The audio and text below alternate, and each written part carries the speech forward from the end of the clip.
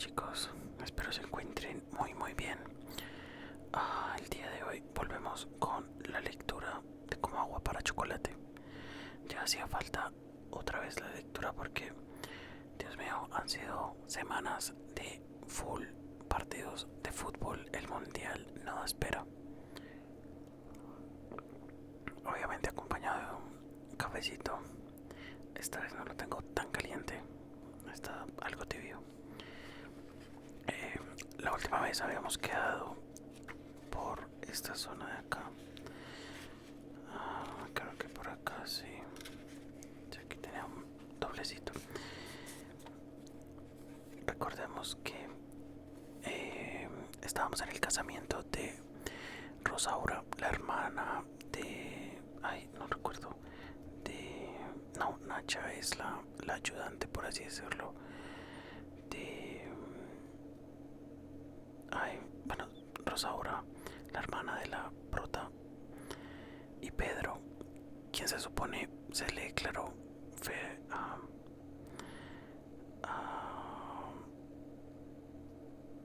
ay, no me acuerdo. Tita, creo que aquí dice. Sí, Tita era la que se suponía, bueno, lastimosamente siendo la menor, no pudo casarse con Pedro. Entonces mamá Elena le dijo que la única que estaba disponible en ese momento era Rosaura. Bueno, para la siguiente historia,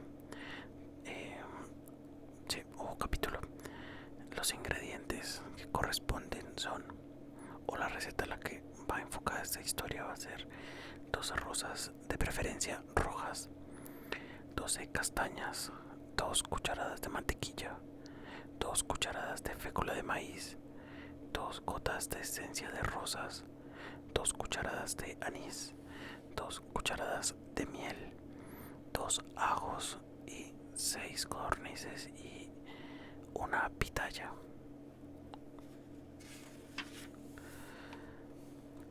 Tres marzo codornices en pétalos de rosas. Manera de hacerse: se desprenden con mucho cuidado los pétalos de las rosas, procurando no pincharse los dedos, pues aparte de que es muy doloroso el piquete, los pétalos pueden quedar impregnados de sangre, y esto, aparte de alterar el sabor del platillo, puede provocar reacciones químicas por demás peligrosas.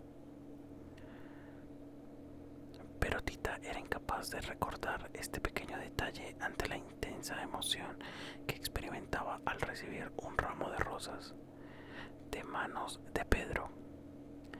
Era la primera emoción profunda que sentía desde el día de la boda de su hermana, cuando escuchó la declaración del amor que Pedro sentía por ella y que trataba de ocultar a los ojos de los demás. Mamá Elena, con esa rapidez y agudeza de pensamiento que tenía, sospechaba lo que podía pasar si Pedro y Tita tenían oportunidad de estar a solas.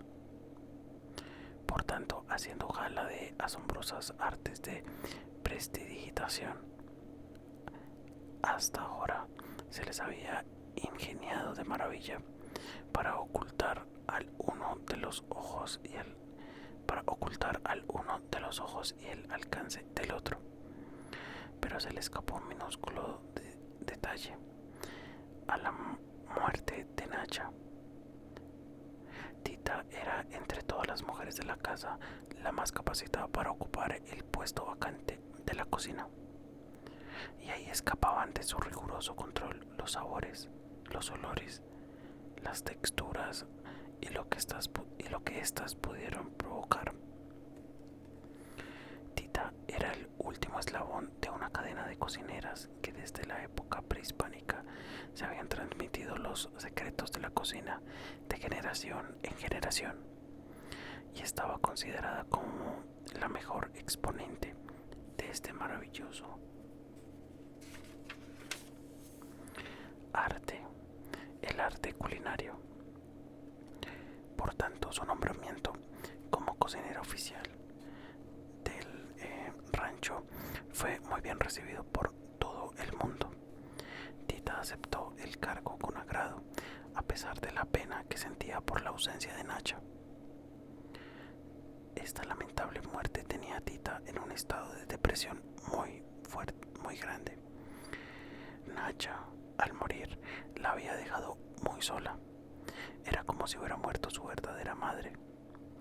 Pedro, tratando de ayudarla a salir adelante, pensó que sería un buen detalle llevarle un ramo de rosas al cumplir su primer año como su cocinera del rancho. Pero Rosaura, que esperaba a su primer hijo, no opinó lo mismo, y en cuanto lo vio entrar con el ramo en las manos y dárselo a Tita en vez de a ella, abandonó la sala presa de un ataque de llanto. Mamá Elena, con una sola mirada, le ordenó a Tita salir de la sala y deshacerse de las rosas. Pedro se dio cuenta de su osadía bastante tarde, pero mamá Elena, lanzándole la mirada correspondiente, le hizo saber que aún podía reparar el daño causado. Así que, pidiendo una disculpa, salió en busca de Rosaura. Tita apretaba las rosas con tal fuerza contra su pecho que cuando llegó a la cocina, las rosas, que en su principio eran de color rosado, se habían vuelto rojas por la sangre de las manos y el pecho de Tita. Tenía que pensar rápidamente qué hacer con ellas. Estaban tan hermosas. No era posible tirarlas a la basura. En primera, porque nunca antes había recibido flores, y en segunda, porque se las había dado Pedro. De pronto escuchó claramente la voz de Nacha, dictándole al oído una receta prehispánica donde se utilizaban pétalos de rosa.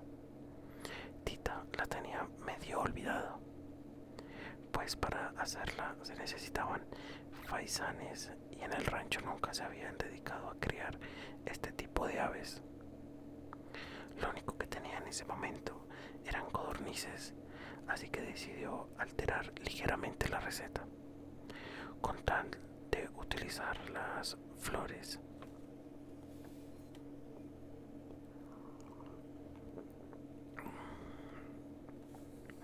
Sin pensarlo más, salió al patio y se dedicó a perseguir codornices.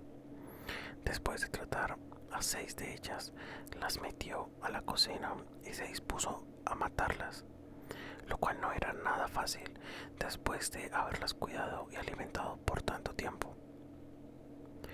Tomando una gran respiración, agarró a la primera y le retorció el pescuezo, como había visto a Nacha hacerlo tantas veces, pero con tan poca fuerza que la pobre codorniz no murió, sino que se fue quejando lastimeramente por toda la cocina, con la cabeza colgando de lado.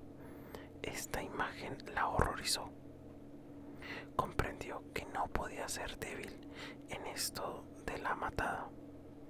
O se hacía con firmeza, o solo se causaba un gran dolor. En este momento pensó en lo bueno que sería tener la fuerza de mamá Elena. Ella mataba así, de tajo, sin piedad. Bueno, aunque pensándolo bien, no. Con ella había hecho una excepción. La había empezado a matar desde niña, poco a poquito, y aún no le daba el golpe final. Buena metáfora. La boda de Pedro con Rosaura la había dejado como la codorniz, con la cabeza y el alma fracturada, y antes de permitir que la codorniz sintiera los mismos dolores que ella, era un acto de piedad, con gran decisión. Rápidamente la ultimó. Con los demás todo fue más fácil. Solo trataba de imaginar que cada una de las codornices tenía atorado un huevo tibio en el buche y que ella piadosamente las liberaba de este martirio dándoles un buen torzón. Cuando niña, muchas veces deseó morir antes que desayunar el consabido y obligatorio huevo tibio. Mamá Elena la obligaba a comerlo. Ella sentía que el esófago se le cerraba fuerte, muy fuerte, incapaz de poder deglutir alimento alguno, hasta que su madre le propinaba un coscorrón que tenía el efecto milagroso de desbaratarle el nudo en la garganta, por lo que entonces se deslizaba el huevo sin ningún problema. Ahora se sentía más tranquila y los siguientes pasos los realizó con gran destreza. Tal parecía que era la misma Nacha la que en el cuerpo de Tita realizaba todas las actividades: desplumar las aves en seco, sacar las vísceras y ponerlas a freír.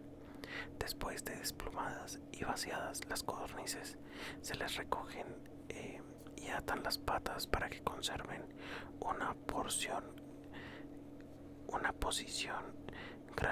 graciosa mientras se ponen a dorar en la mantequilla, espolvoreadas con pimienta y sal al gusto. Es importante que se desplumen a las codornices en seco, pues al sumergirlas en agua hirviendo altera el sabor de la carne. Supongo yo que es porque son pequeñas.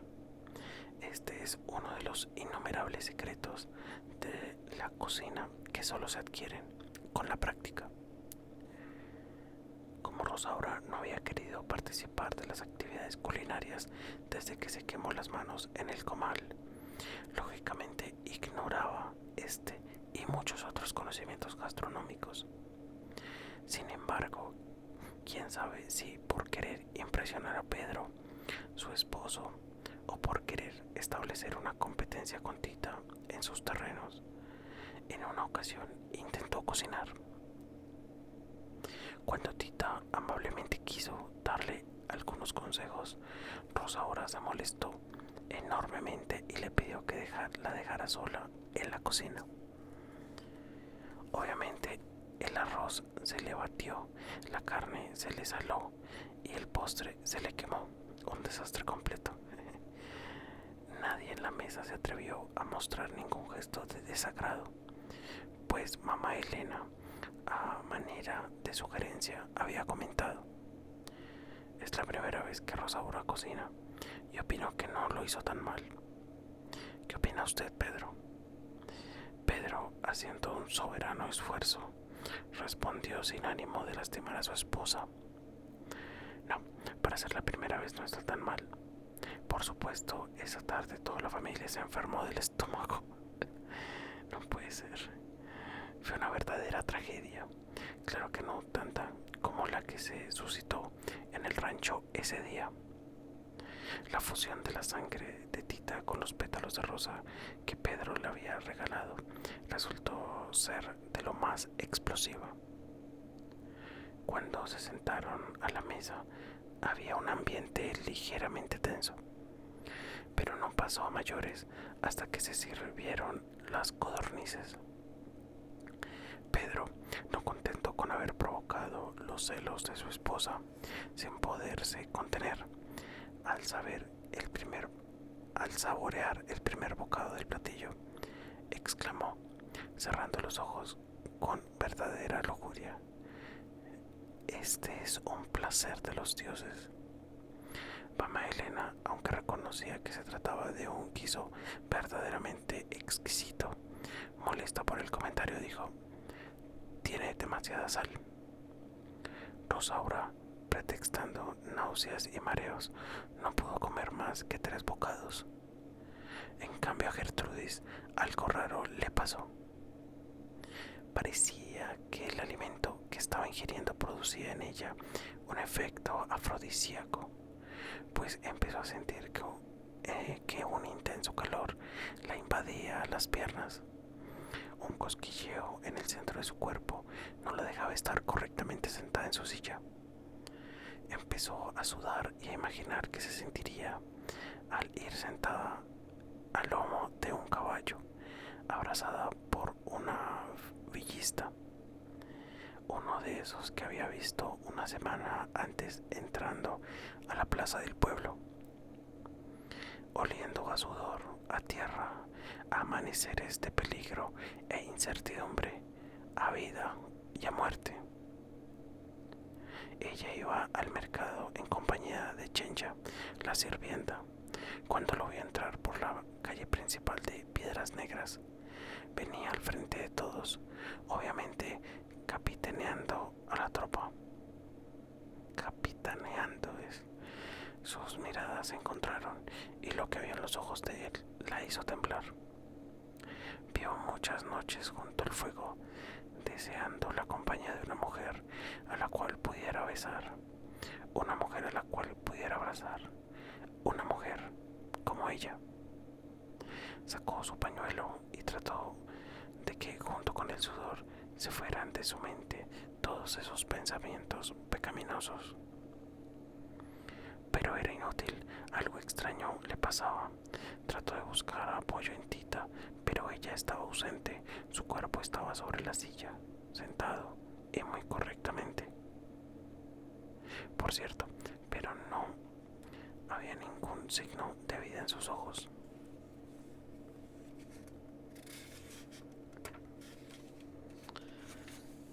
Tal parecía que un extraño fenómeno de alquimia, su ser, se había disuelto en la salsa de las rosas, en el cuerpo de las codornices, en el vino y en cada uno de los olores de la comida. De esta manera penetraba en el cuerpo de Pedro, voluptuosa, aromática, calurosa, completamente sensual. Parecía que habían descubierto un código nuevo de comunicación en el que Tita era la emisora, Pedro el receptor y Gertrudis la afortunada, en quien se sintetizaba esta singular relación sexual a través de la comida. Pedro no opuso resistencia, la dejó entrar hasta el último rincón de su ser sin poder quitarse la vista el uno del otro. Le digo, nunca había probado algo tan exquisito. Muchas gracias. Es que verdaderamente este platillo es delicioso. Las rosas le proporcionan un sabor de lo más refinado, ya que se tenían los pétalos deshojados, se muelen en el molcajete junto con el anís. Por separado, las castañas se ponen a dorar en el comal, se descascaran y se cuecen en agua. Después se hace puré. Los ojos se pican finamente y se doran en la mantequilla. Cuando están acitronados, se les agregan el puré de castañas, la miel, la pitaya molida, los pétalos de rosa y sal al gusto. Para que espese un poco la salsa, se le pueden añadir 2 cucharaditas de fécula de maíz. Por último, se pasa por un tamiz y se le agrega unas 2 gotas de esencia de rosa.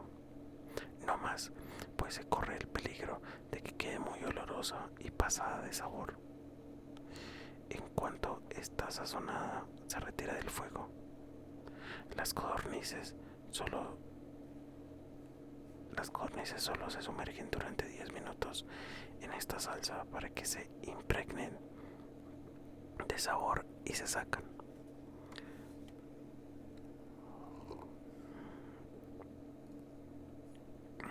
El aroma de la esencia de rosa es tan penetrante que el molcajete que se utilizaba para moler los pétalos quedaba impregnado por varios días.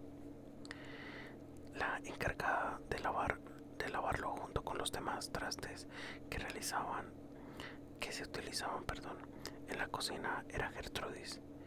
Esta labor la realizaba después de comer en el patio, pues aprovechaba para echar a los animales la comida que había quedado en las ollas. Además, como los trastes de la cocina eran tan grandes, los lavaba mejor en el fregadero. Pero el día de las codornices no lo hizo. Le pidió de favor a Tita que lo hiciera por ella. Gertrudis realmente se sentía indispuesta. Sudaba copiosamente por todo el cuerpo. Las gotas que le brotaban eran de color rosado y tenían un agradable y penetrante olor a rosas. Sintió una imperiosa necesidad de darse un baño y corrió a prepararlo.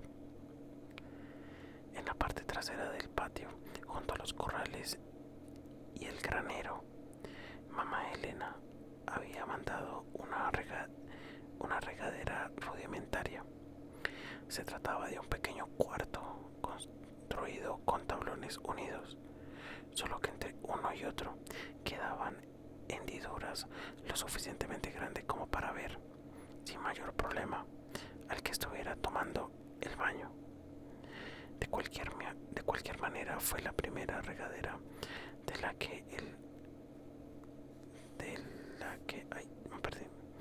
que el pueblo tuvo noticia. La había inventado un primo de mamá Elena que vivía en San Antonio, Texas. Tenía una caja como de 2 metros de altura con capacidad para 40 litros, a lo cual se tenía que depositar el agua con anterioridad para que pudiera funcionar utilizando la fuerza de gravedad. Costaba trabajo subir las cubetas llenas de agua por una escalera de madera, pero después era una delicia solo abrir una llave y sentir correr el agua por todo el cuerpo de un solo golpe y no en abonos, como sucedió cuando uno se bañaba a jicarazos. Yo supongo que debe ser como con una coca, ¿no? O bueno, un tazón, puede ser. Años después, los gringos le pagaron una bicoca al primo por su invento y lo perfeccionaron. Fabricaron miles de regaderas sin necesidad del método de depósito, pues utilizaron tubería para que funcionaran. Si Gertrudis hubiera sabido, la pobre subió y bajó como 10.000 veces cargando las cubetas. Estuvo a punto de desfallecer, pues este brutal ejercicio intensificaba el abrasador calor que sentía. Lo único que la animaba era la ilusión de refrescarse.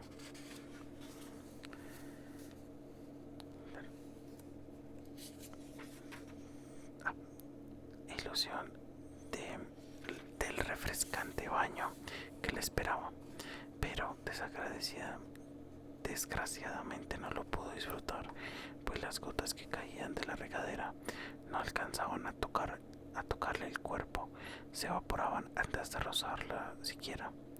El calor que despedía su cuerpo era tan intenso que las maderas empezaron a tronar y a arder. Ante el pánico de morir abrazada por las llamas, salió corriendo del cuartucho así como estaba, completamente desnuda. Pero entonces el olor a rosas que su cuerpo despedía había llegado muy, muy lejos, hasta las afueras del pueblo, en donde revolucionarios y federales libraban una cruel batalla. Entre ellos sobresalía por su valor el villista ese, el que había entrenado una semana antes a Piedras Negras y se había cruzado con ella en la plaza.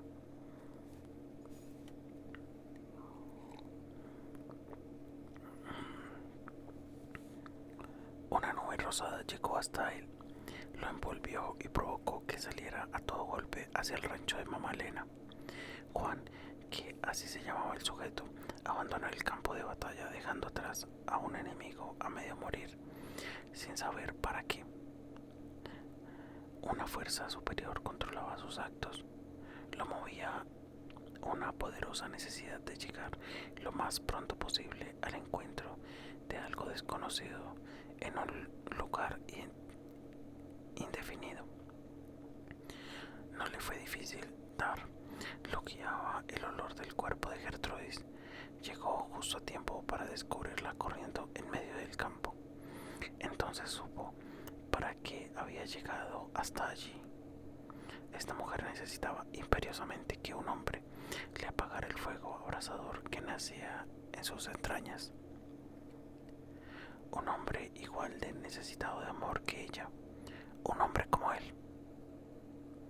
Gertrudis dejó correr en cuanto lo vio venir hacia ella, desnuda como estaba, con el pelo suelto cayéndole hasta la cintura e irradiando una luminosa energía. Representaba lo que sería una síntesis entre una mujer angelical y una infernal. La delicadeza de su rostro y la perfección de un inmaculado y virginal cuerpo contrastaban con la pasión y la lujuria que le salía atropelladamente por los ojos y los poros. Estos elementos, aunados al deseo sexual que Juan por tanto tiempo había contenido por estar luchando en la sierra, hicieron que el encuentro entre ambos fuera espectacular. Él, sin dejar galopar para no perder el tiempo, se inclinó, la tomó de la cintura, la subió al caballo delante de él, pero acomodándola de frente a frente, y se la llevó. El caballo, aparentemente siguiendo también órdenes superiores, siguió galopando como si supiera perfectamente cuál era su destino final. A pesar de que Juan le había soltado las riendas para poder abrazar y besar apasionadamente a Gertrudis, el movimiento del caballo se confundía con el de sus cuerpos mientras realizaban su primera copulación a todo galope y con alto grado de dificultad. Un poco descriptivo. Todo fue tan rápido que la escolta que seguía a Juan tratando de interceptarlo nunca lo logró. Decepcionados, dieron media vuelta y el informe que llevaron fue que el capitán había enloquecido repentinamente durante la batalla y que por esa causa había desertado del ejército. Generalmente, esa es la manera en que se escribe la historia, a través de las versiones de los testigos presenciales, que no siempre corresponde a la realidad, pues el punto de vista de Tita sobre lo acontecido era totalmente diferente al de los revolucionarios. Ella había observado todo desde el patio donde estaba lavando los trastes.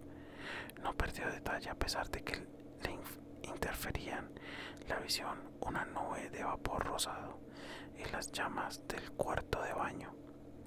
A su lado, Pedro también tuvo la suerte de contemplar el espectáculo, pues había salido al patio por su bicicleta para ir a dar un paseo.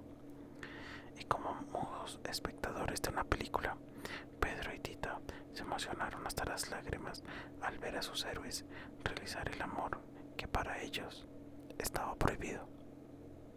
Hubo un momento, un solo instante, en que Pedro pudo haber cambiado el curso de la historia. Tomando a Tita de la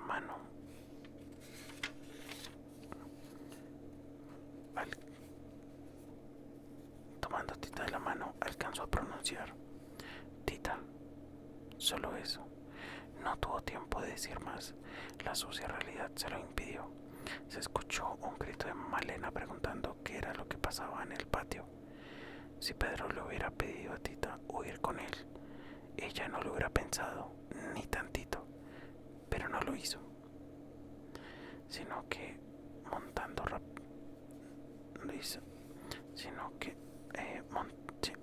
montando rápidamente en la bicicleta, se fue pedaleando su rabia. No podía borrar de su mente la imagen de Gertrudis corriendo por el campo, completamente desnuda, sus grandes senos bamboleándose de un lado a otro lo habían dejado hipnotizado. Él nunca había visto a una mujer desnuda. En la intimidad con Rosaura no había sentido deseos de verle el cuerpo ni de acariciárselo. En esos casos siempre utilizaban la sábana nupcial, que solo dejaba visibles las partes nobles de su esposa. Terminando el acto, se alejaba de la recámara antes de que ésta se descubriera. En cambio, ahora se había despertado en él la curiosidad de ver a Tita por largo rato así, sin ninguna ropa.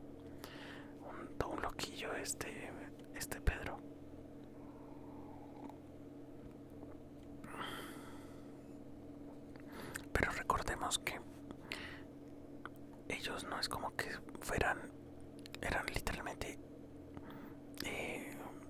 adolescentes, porque esto no es como que se les haya bueno, esto, si la edad que ellos tenían era de apenas que 16, 18 años máximo.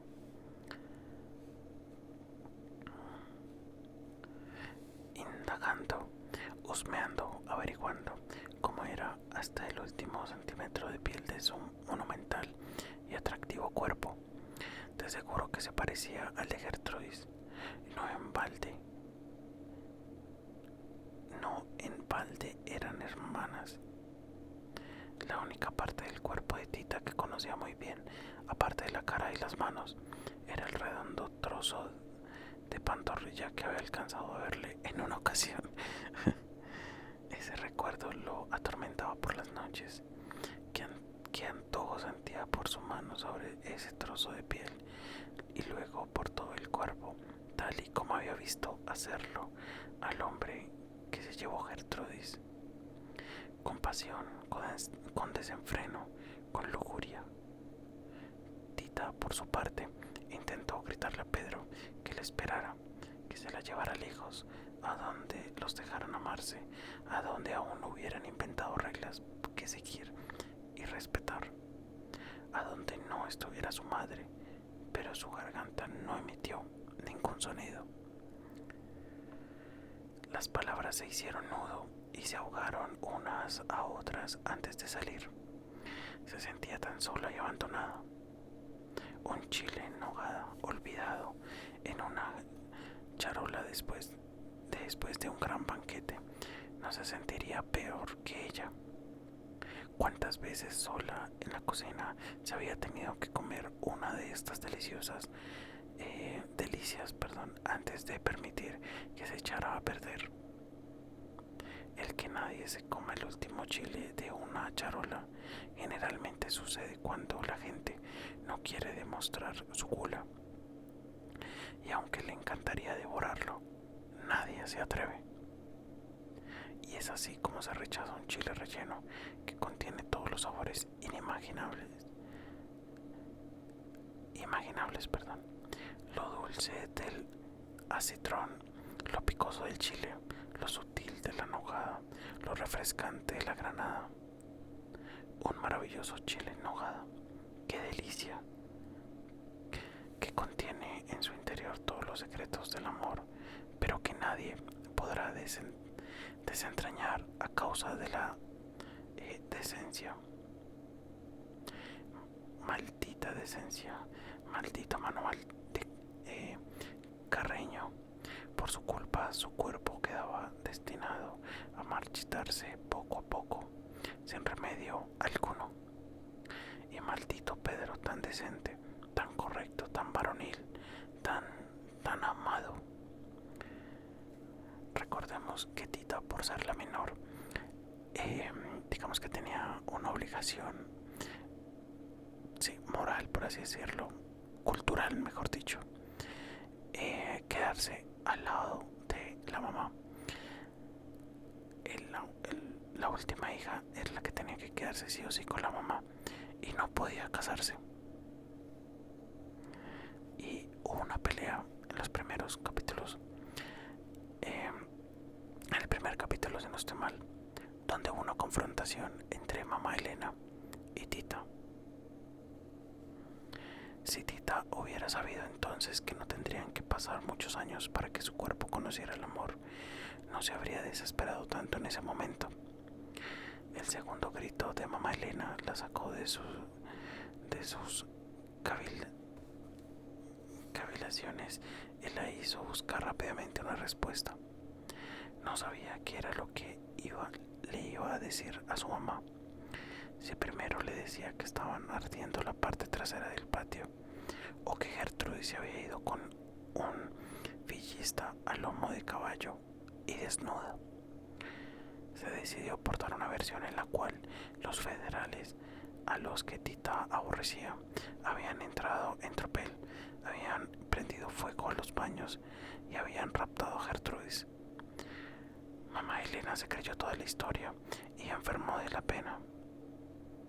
pero estuvo a punto de morir cuando se enteró una semana después, por boca del padre Ignacio, el párroco del pueblo, que quién sabe cómo se enteró, que Gertrudis estaba trabajando en un burdel en la frontera. Ay, no. Bueno, vamos a ver si el padre está montando chisme o qué onda, porque muy fuerte esta información. Prohibió volver a mencionar el nombre de su hija y mandó a quemar sus fotos y su acta de nacimiento. Literalmente ya. Ay, no, o sea, qué fuerte. Sin embargo, ni el fuego ni el paso de los años han podido borrar el penetrante olor a rosas que despide el lugar donde antes estuvo la regadera y que ahora es el estacionamiento de un edificio de departamentos. Tampoco pudieron borrar de la mente de Pedro y Tita las imágenes que observaron y que los marcaron para siempre. Desde ese día, las codornices en pétalos de rosas se convirtieron en un mudo recuerdo de esta experiencia fascinante. Tita lo preparaba cada año como ofrenda a la libertad que su hermana había alcanzado y ponía especial esmero en el decorado de las codornices. Estas se ponían en un platón, se les vacía la salsa encima y se decoran con una rosa completamente en el centro y pétalos a los lados. O se pueden servir de una vez en un plato individual en lugar de utilizar el platón. Tita así lo prefería, pues de esta manera no corría el riesgo de que a la hora de servir la codorniz se perdiera el equilibrio del decorado. Precisamente así lo especificó en el libro de cocina que empezó a escribir esa misma noche, después de tejer un buen tramo de su colcha, como diariamente lo hacía. Mientras la tejía, en su cabeza daban vueltas y vueltas las imágenes de Gertrudis corriendo por el campo junto con otras que ella imaginaba sobre lo que habría pasado más tarde cuando se le perdió de vista a su hermana. Claro que su imaginación era en este aspecto bastante limitada por su falta de experiencia. Tenía curiosidad de saber si ya tendría algo de ropa encima o si seguiría así, desabrigada. Le preocupaba que pudiera sentir frío, al igual que ella, pero llegó a la conclusión de que no. Lo más probable era que estaría cerca del fuego en los brazos de su hombre, y eso definitivamente debería dar calor.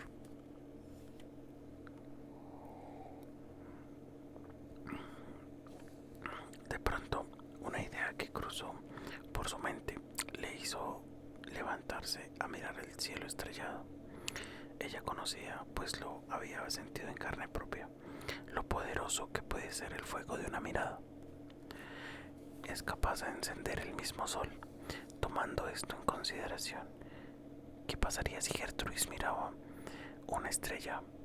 De seguro que el calor de su cuerpo, inflamado por el amor, viajaría con la mirada a través del espacio infinito sin perder su energía, hasta depositarse en el lucero de su atención.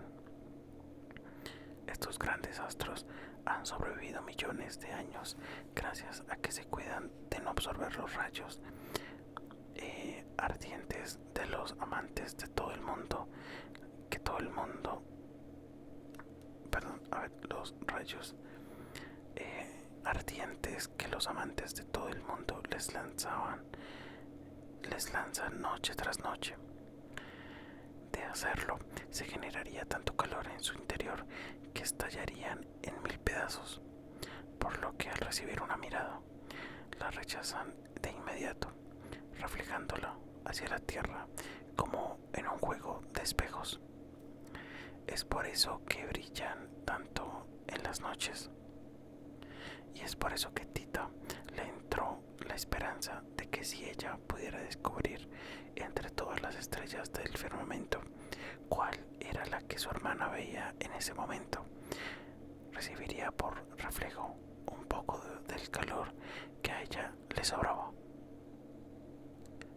Bueno, esa era su ilusión, pero por más que observó una a una todas las estrellas del cielo, no sintió absolutamente nada de calor, sino más bien todo lo contrario. Estremecida, regresó a su cama plenamente convencida de que Gertrudis dormía plácidamente con los ojos bien cerrados y que por eso no funcionó el experimento. Se cubrió entonces con su colcha, que ya para entonces se doblaba en tres. Revisó la receta que había escrito para ver si no se le olvidaba apuntar algo y añadió: hoy que comimos este platillo, huyó de la casa, Gertrudis. Bueno, dice que la siguiente receta es mole de guajolote con almendra y ajonjolí. Suena bastante bien. Vamos a dejarle un pequeño doblez acá. No me gusta colocar estos dobleces, pero bueno, se hizo un muy buen capítulo. O sea, la verdad estuvo supremamente interesante. Espero les haya gustado. Y haré como en el libro de Ana Frank, una playlist para los que quieran seguir esta historia, que la verdad está muy muy interesante. Y pues nada, no siendo más, quedan bastantes recetas por ver.